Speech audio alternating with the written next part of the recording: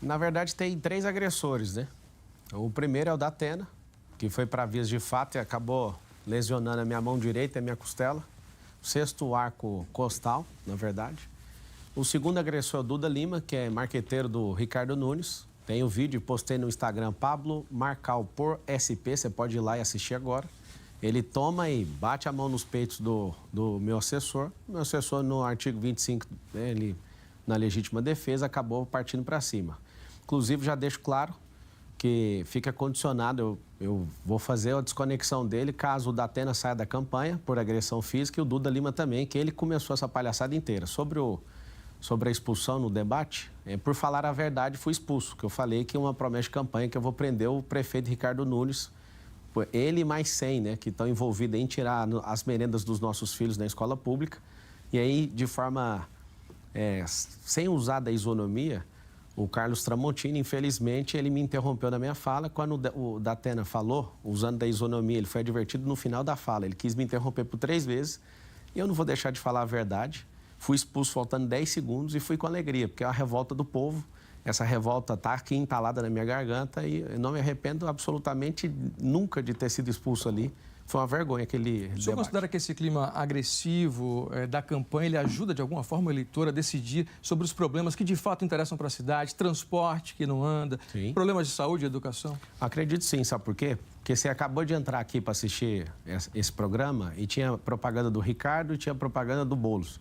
Eles estão gastando mais de 100 milhões de reais de dinheiro público e eu estou num julgo desigual, numa eleição onde eu não tenho nem R$1 de dinheiro público, não tem coligação política com ninguém, não estou devendo a prefeitura para ninguém. Eles usaram o rádio, vocês ouviram no rádio e na televisão, eles me vinculando com o PCC, mas quem é tchutchuca do PCC é o Ricardo Nunes, comprovadamente com o inquérito está aberto pela Polícia Federal.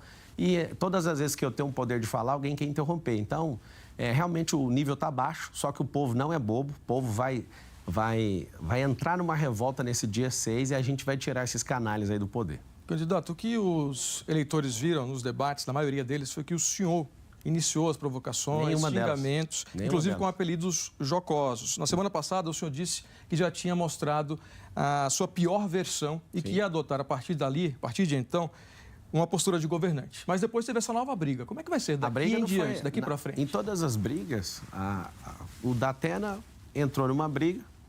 Ele realmente foi acusado, né, por assédio sexual e dói nele, por isso que ele partiu para o descontrole. É uma proposta para a cidade de São Paulo, colocar a inteligência emocional nas escolas, porque tanto o meu assessor como o marqueteiro Duda Lima, que é o marqueteiro inclusive do Bolsonaro na campanha anterior, e o Datena são pessoas que precisam sim de inteligência emocional. A gente vai oferecer isso para os seus filhos a partir da escola pública e também num braço de ensino para todas as empresas. São 2 milhões de CNPJs na cidade de São Paulo.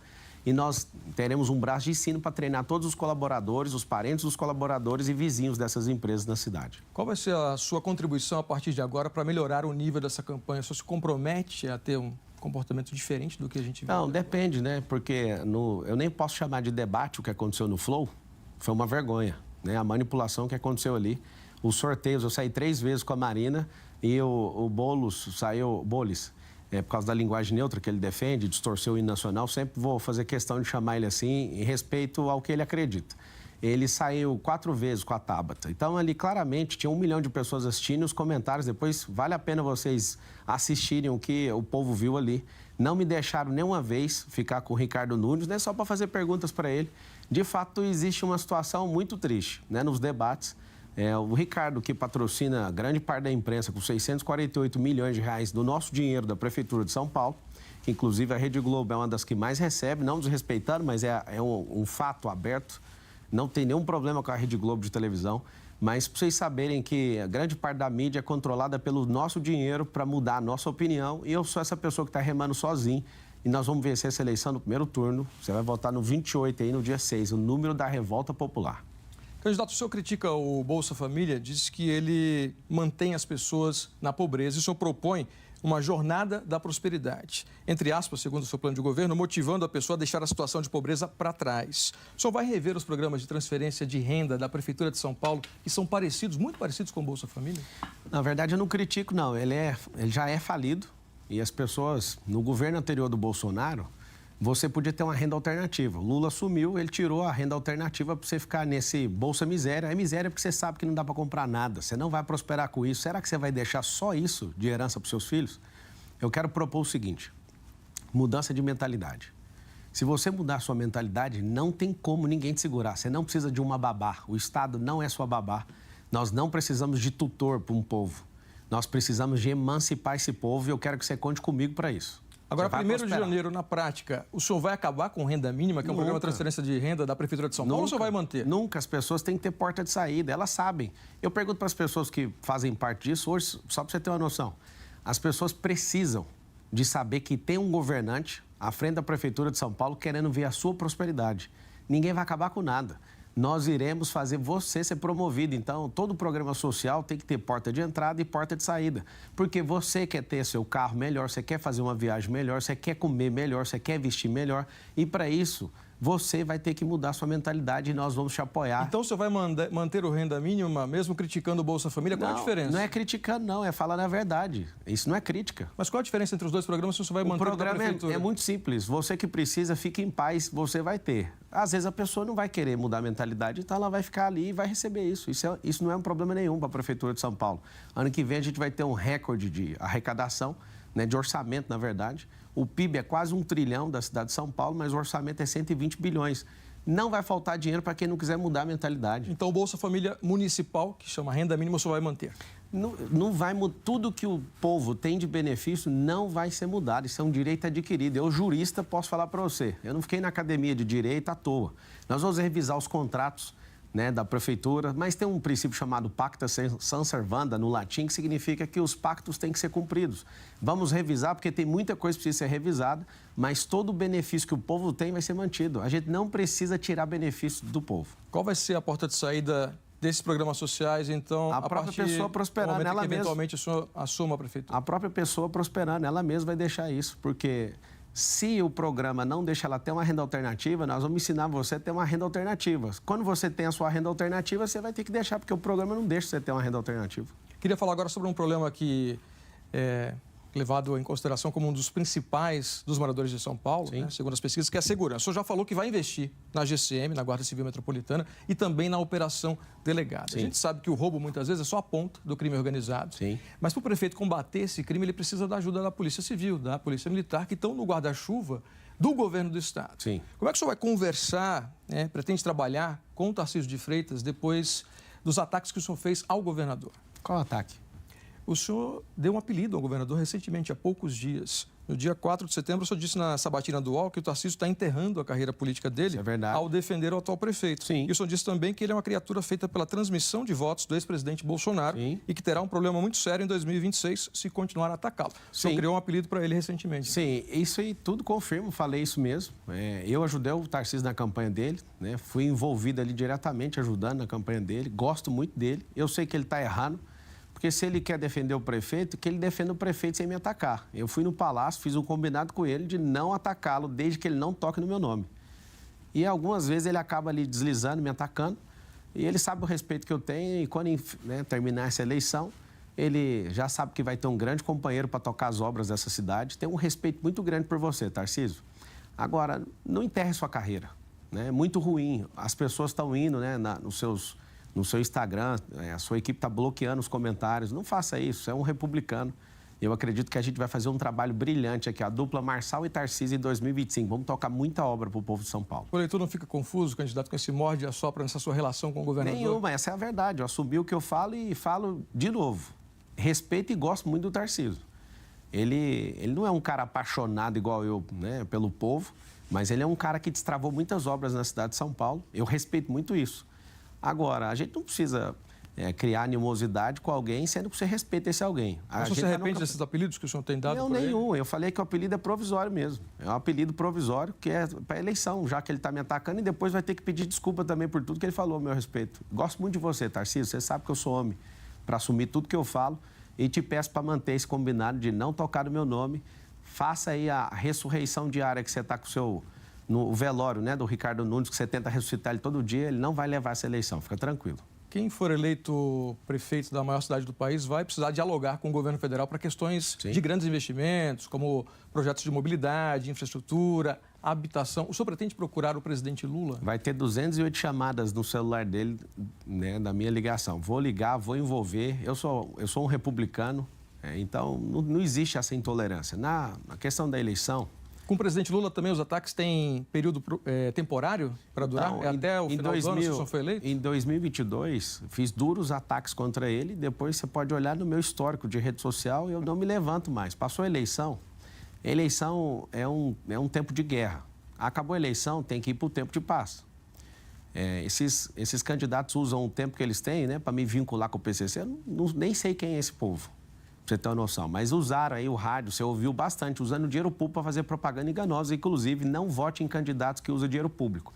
Mais de 120 milhões. O Boulos é o que mais recebeu dinheiro. Inclusive, tem alguém querendo combater a fome, que é o presidente Lula, mas colocou 30 milhões aí para a campanha do Boulos. Ou seja, gente passando fome, a gente triturando 100 milhões de reais para fazer propaganda enganosa.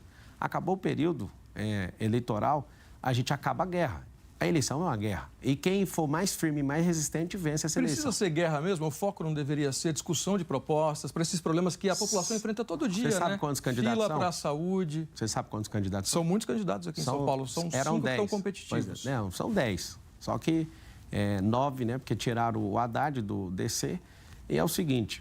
Você quer ficar realmente ouvindo proposta de 9 candidatos ou você quer saber se eles aguentam o tranco? Se eles são verdadeiros, se eles são resistentes, se eles são resilientes, se eles têm presença de comando, se essa pessoa tem espírito de liderança, se a pessoa pagou quantos milhões em impostos, se essa pessoa é geradora de renda, se essa pessoa muda a mentalidade.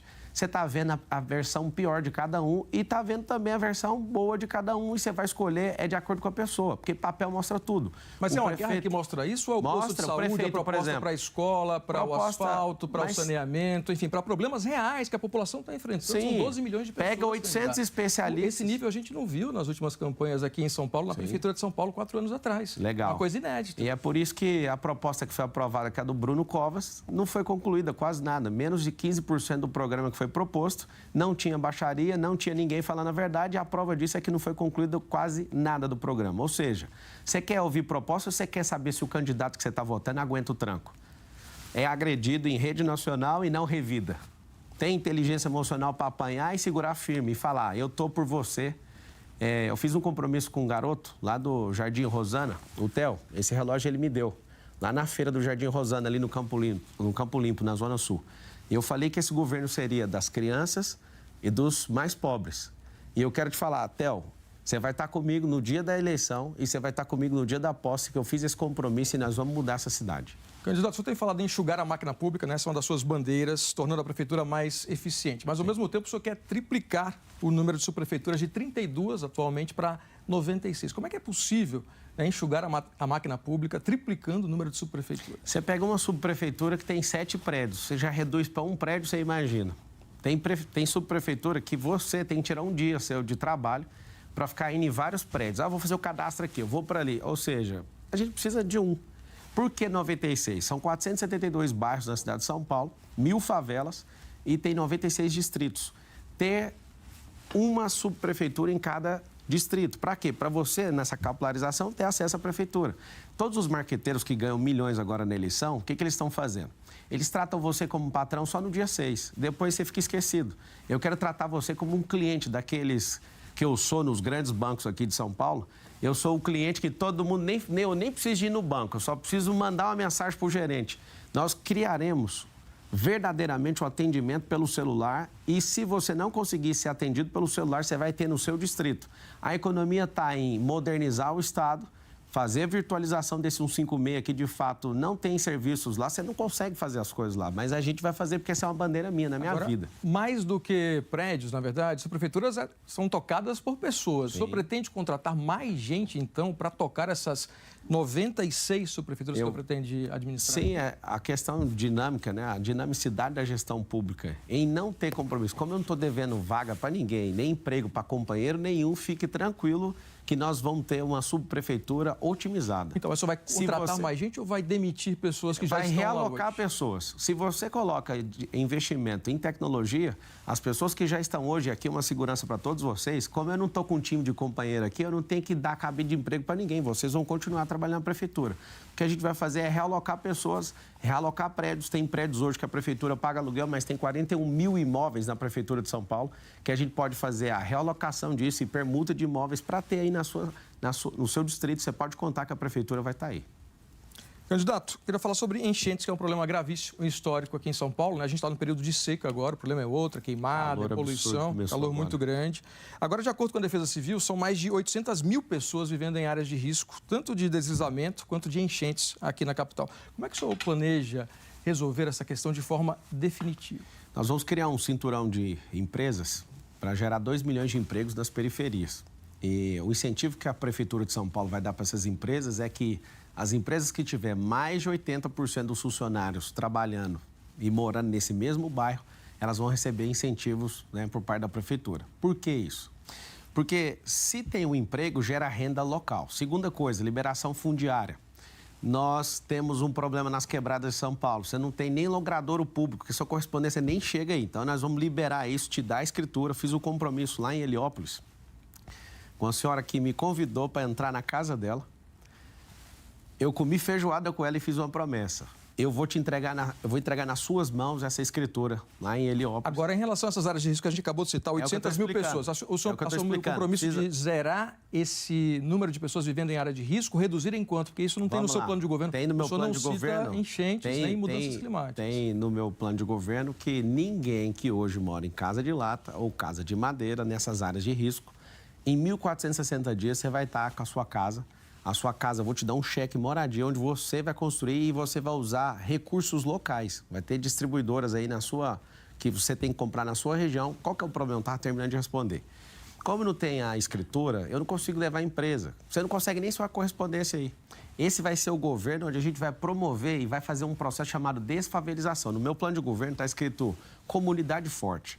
A comunidade vai ser forte com a cultura de vocês, mas favela significa ausência do Estado. E voltando no 28, agora no dia 6, faz o M, não esquece disso. No dia 28, no dia 6, você votar no número 28, que é o nosso, do Pablo Marçal, para servir você, você vai ter essa desfavelização acontecendo. Quanto é que isso vai custar, candidato? O que vai custar? Exatamente, colocar todo mundo, tirar das áreas de risco, né, e ter uma casa digna, como o senhor disse que vai ter até o final do seu eventual mandato. Não tem como a gente conseguir fazer isso se a gente não levar os empregos. Qual que é a ideia? As pessoas começam a ganhar R$3.000, elas vão embora da quebrada.